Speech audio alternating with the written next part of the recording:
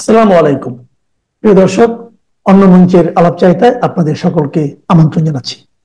প্রিয় বন্ধুরা, প্রীতি, সালাম এবং শুভেচ্ছা নেবেন।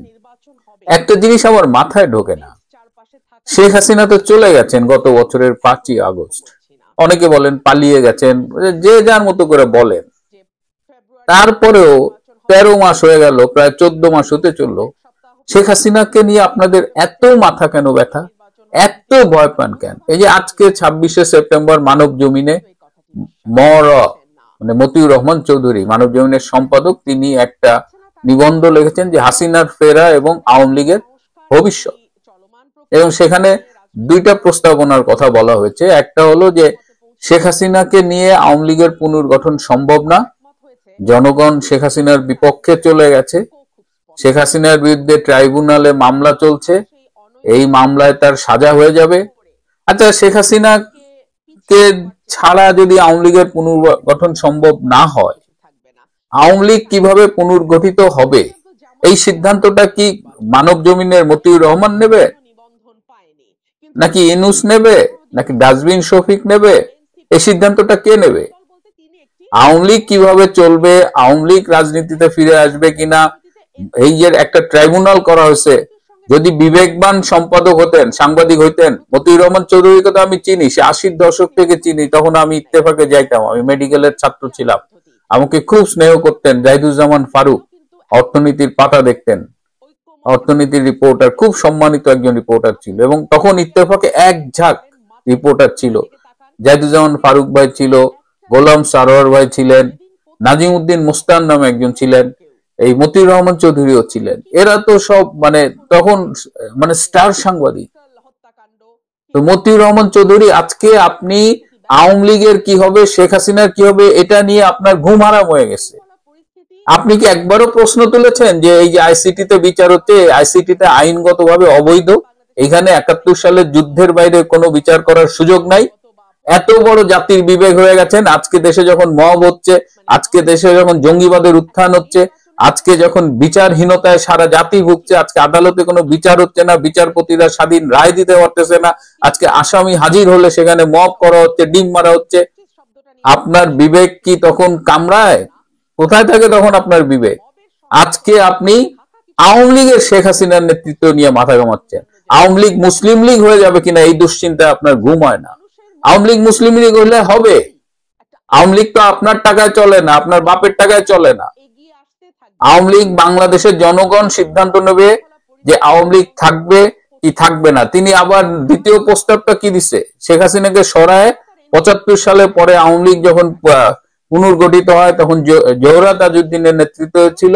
এবার তিনি আমাদের নসিহত করতেছেন যে শেখ হাসিনা পরিবর্তে এরকম জোহরা তাজউদ্দিনের মতো কাউকে এনে আওয়ামী লীগকে আমরা পুনর্গঠন করি, তারপরে 3-4 বছর পরে দেখা যাবে এর আগে যেমন 81 সালে শেখ হাসিনা ফিরেছিলেন, এরকম শেখ হাসিনা আরো 4-5 বছর পরে ফিরবে কিনা, এরকম একটা কিছু উনি বলার চেষ্টা করেছেন, সরাসরি বলেন নাই।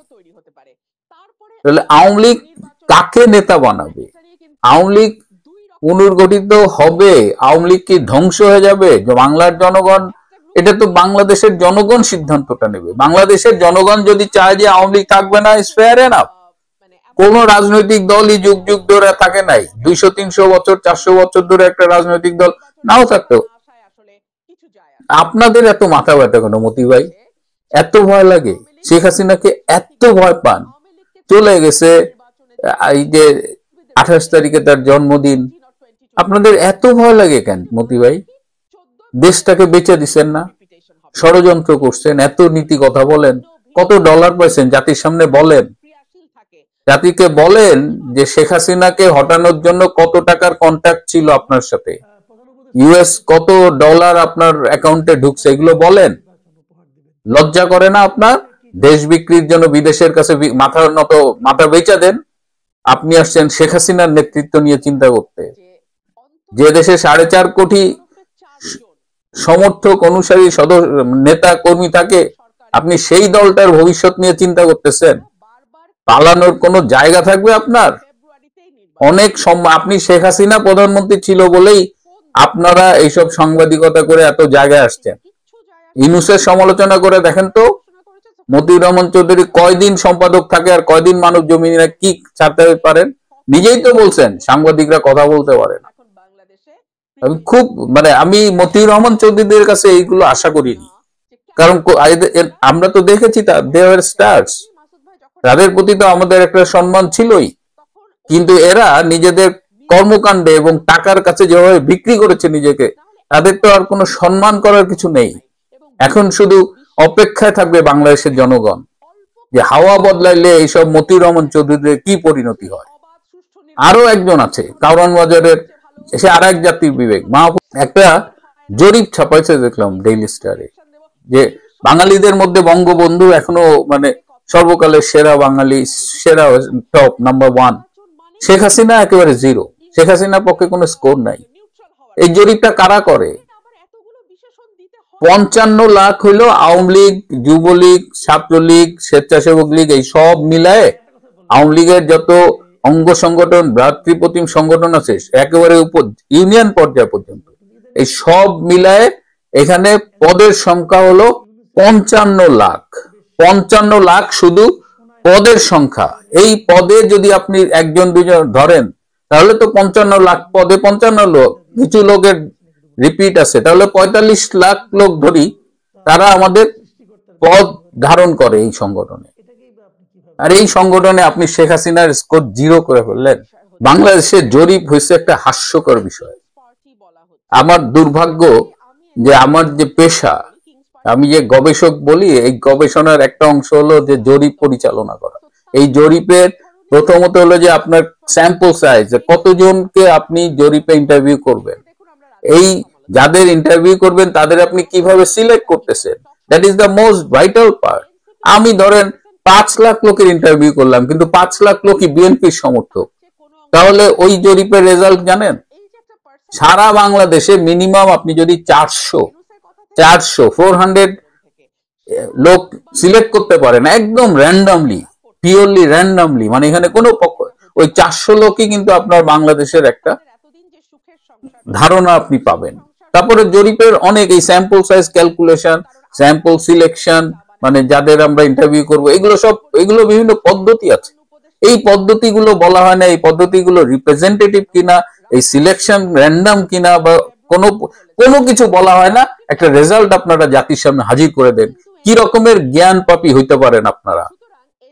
শেখ হাসিনার গ্রহণযোগ্যতাকে কারওয়ান বাজারে বৈশা আর কি, এইগুলো তো সব এই যে জাতির বিবেক। আমাদের দুর্ভাগ্য হলো আমাদের জাতির বিবেকগুলোকে ডলারে কেনা যায়, কারো রেট একটু বেশি, কারো একটু কম। আর একজন আছে সেন্টার ফর গভর্নেন্স স্টাডিজ, তৃতীয় মাত্রা নামের একটা টক শোর, এই জিল্লুর রহমান, দিনের পর দিন 5 স্টার হোটেলে আপনি শেখ হাসিনার বিরুদ্ধে সেমিনার করেছেন, সরকারের বিরুদ্ধে।